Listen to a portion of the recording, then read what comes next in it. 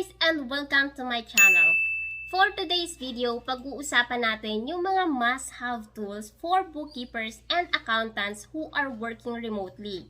So pinag-uusapan natin dito yung mga tools na pwede nating gamitin everyday as a virtual bookkeeper to make our life easier and to be more efficient. So actually, yung mga tools na babanggitin ni Kaji sa video na to ay yung mga exact tools na ginagamit ko. So kung interested ka sa topic na yan, please keep on watching until the end.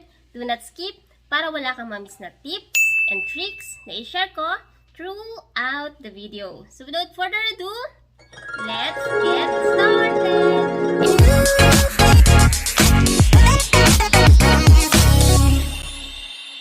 Kung bago ka lang sa channel na to, I'm Kaji, virtual assistant, executive assistant, bookkeeper, accountant. So kahit anong work, pinapasok ko, basta't online, kasi online work is amazing! Sa channel na to, dinidiscuss natin more on online work, tips and tricks, and mga success stories. So kung interested ka sa mga topic na yon, please consider subscribing and don't forget to hit the notification bell para wala kang ma-miss na video na ina-upload ni Kaji every single week. Okay, so ngayon mag-share ako ng 12 tools na pwede mong magamit as a bookkeeper, okay? Since tayo ay nag-work remotely, hindi natin kasama yung mga clients natin, it is hard for us as a bookkeeper to gather the files na kailangan natin para ma-complete yung books nila or yung accounts nila for a certain period. So, to make our life easier, merong mga tools na available online na pwede nyong ma-purchase or magamit for free. Yun nga lang, kapag free ang isang software, merong limitation. So, merong mga feature yung software na yon or yung tools na yon na hindi mo magagamit. Unlike kapag nag-subscribe ka sa kanilang subscription plan. Okay? So, ngayon, yung ibang software na babanggitin ko, pwedeng ginagamit mo na as a virtual bookkeeper or baka naman hindi pa. So, kung yung mga mababanggit kong tools ay nagagamit mo na, please comment below and just let me know. At kung hindi pa naman, I would like to hear what is your aha moment after mo matapos ang video na to. Okay, so number 1 is, syempre, as a virtual bookkeeper, kailangan natin ng mga accounting software na online din, okay? So, number 1 dyan is yung sikat na sikat, alam nyo, at madalas binabanggit ni Kaji, syempre yung Xero at saka yung QuickBooks. Kaji, bakit dalawang software? Dalawa yung software na ginagamit ko as a virtual bookkeeper pagdating sa bookkeeping kasi hindi naman lahat ng client ay pare-pareho. Yung mga clients natin galing sa iba't ibang industry, iba't ibang country, at yung bawat business na yon ay iba-iba yung needs. Kaya yung software na ginagamit nila ay iba-iba din. Yung software na gagamitin nila ay nakadepende kung ano lang yung pangangailangan nila. So halimbawa, si Xero, hindi siya madalas ginagamit sa USA. QuickBooks naman, madalas siyang gamitin sa USA. So, nakadepende. Kung ang client mo ay nasa USA, for sure, more on QuickBooks yung gagamitin mo. Pero kung halimbawa, kalat yung clients mo nasa iba't ibang parte ng mundo, for sure, makaka-experience kang gumamit ng Xero, ng QuickBooks, at meron pang mga ibang accounting software available dyan na maaari mong ma-encounter. Okay? Aside sa mga accounting software, as a bookkeeper, marami tayong mga password na kine-create. Marami tayong mga login information na kailangan. Sa Xero, okay lang. At saka sa QuickBooks kasi kahit isang account lang, kahit multiple clients, pwede. E paano kung bigyan ka ng client mo ng access sa ganitong software? Access sa ganitong website? So, kailangan mong matandaan lahat ng mga password na yon. To make our life easier, meron tayong tinatawag na LastPass na ginagamit ni Kaji. Doon sa LastPass na yun, ini-store ko lahat ng password ng clients ko. Mapa-banks man yan, mapa-access sa website nila or sa online store nila, mapa-access sa accounting software nila, or sa kahit anong tools or management tools na ginagamit nila na gusto nilang ma-access ko. Para hindi ko makalimutan at hindi ko ma-mix-mix yung mga password na yon, gumagamit ako ng LastPass kasi yung LastPass ay free. And then, I can store as many password as gusto ko. Kasi, I think kapag bayad siya, hindi naman siya ganun kamahal. Pero yung free pa lang, useful na siya kahit free pa lang siya. Okay? And another software na dapat meron tayo is yung mga electronic signature tools na available online. Bakit? Kasi, for example, kapag nag-create ka ng contract for your clients, ayaw mo na ipiprint pa niya yon and then isasign niya. It will take time, okay? Pero kung meron kang electronic signature tools na magagamit, like Signwell na ginagamit ni Kaji, mas mapapadali yung process mo. Once na isend mo yung document kay client, meron na dong option para sa client na isend nyo yung document without printing it. Okay? And then, after masign ni client yun, hindi niya na kailangang isend back sa'yo kasi you will get a notification na yung file na shinare mo sa client mo ay nasign na niya. So, madali na yung process na hindi mo na kailangan maghintay ng araw, hindi mo na kailangan pumunta pa si client sa printer niya para masign lang yung document na yan, okay?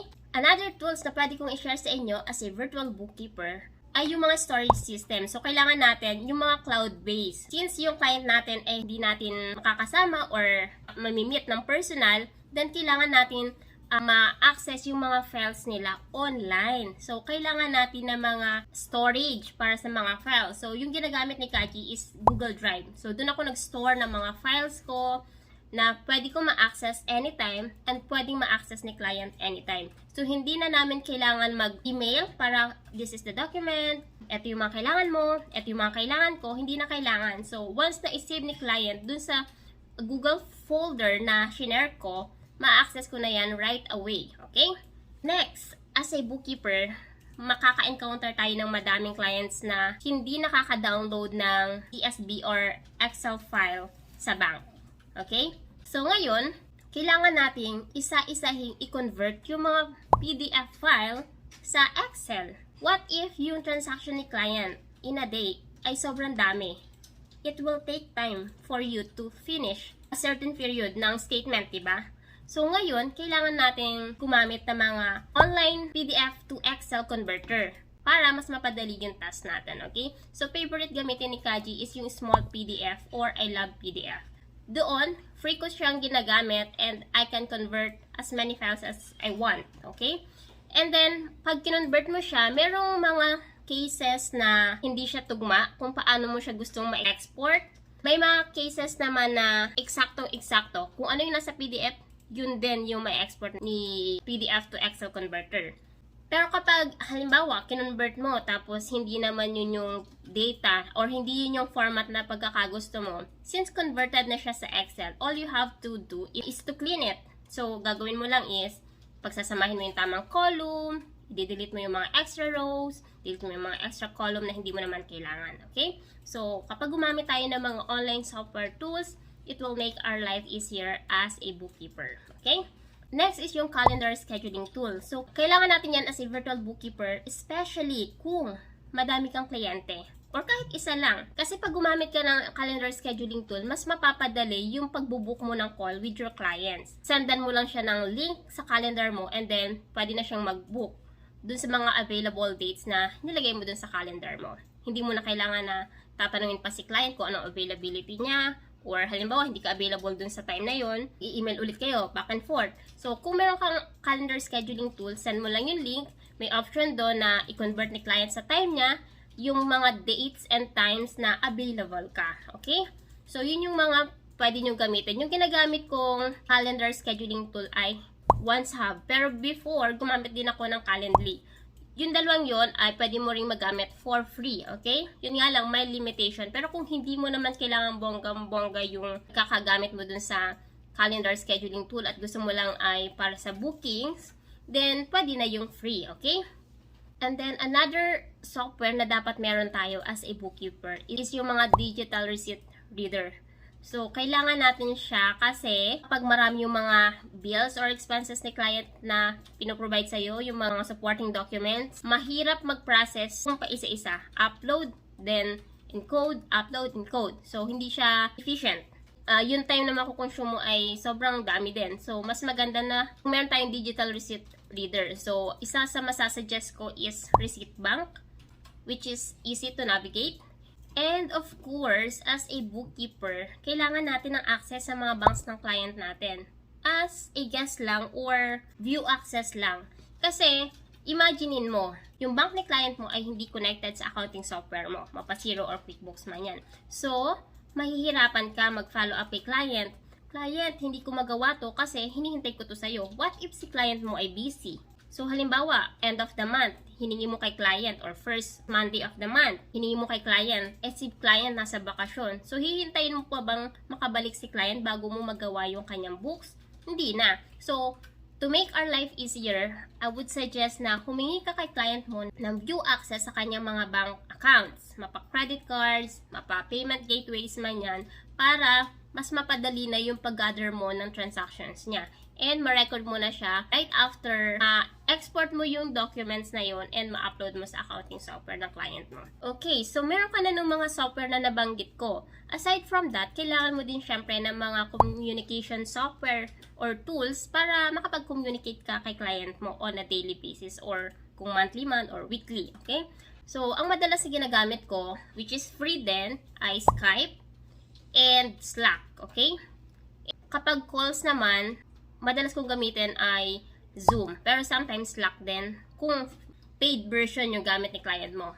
Sa Slack, you can share screen, you can record a voice note, and then isend mo dun sa client mo kung paid yung Slack ng client mo. Okay? Kapag Slack yung gagamitin mo, ang importante lang, i-invite ka ni client mo dun sa kanilang workspace. And then, i-accept mo yung invitation and then, pwede ka naman pag-communicate dun kay client mo. Okay? Sa Skype naman, ibigay mo lang yung Skype ID mo or hingin mo yung Skype ID ng client mo and then, i-add mo siya sa Skype mo and pwede na kayong makapag-communicate doon. Kapag naman sa Zoom, i-send mo lang yung Zoom link mo and then, pwede na kayong mag-meet ni client ng may camera or wala. Actually, kapag gumamit ka ng Calendly or OneHub, yung mga calendar scheduling tools yung binabanggit ko, pwede mong ilagay doon yung inyong Zoom link. Once na makapag-book si client mo, andun na agad yung details na kailangan niya. Yung time, yung date, yung time zone, and then yung Zoom link na gagamitin nyo for the call. And then, yung last tool na dapat meron ka as a virtual bookkeeper, syempre yung email provider. Kasi sometimes, si client di available sa chat. Hindi rin available to make a call. So, ang gagawin mo is to email yung client mo. So, kailangan natin ng mga email providers such as Google. So, si Google naman or si Gmail, meron naman tayong free niyaan. Pwede rin namang Yahoo or Microsoft, pwede rin. So, depende sa'yo kung ano yung bet mo. Pero ang ginagamit ko is Gmail. And then, nagbabayad ako ng subscription on a monthly basis sa Gmail para meron akong sarili kong domain. Para kapag nag-email ako kay client ko, medyo professional yung email ko. So, halimbawa, Jeanette at, tapos yung pangalan ng services mo, let's say, kajiskeeperskeeping.com or Jeanette at, let's say, amazingme.com or kahit anong domain yung gusto mo. So, make sure lang na yung domain na i-register mo ay hindi pa gagamit or hindi pa taken ng ibang subscriber. So, sana marami kayong natutunan sa video na to and I'm sure yung ibang software na nabanggit ko ay kinagamit mo na at yung iba ay pwedeng bago pa lang sa pandinig mo. So, kung dun sa lahat ng software na binanggit ko, I would like to know ilan na yung ginagamit mo dun. I'd like to know kung ano yung mga software na ginagamit mo na sa comment section. And yeah, I'll see you on my next video. Bye!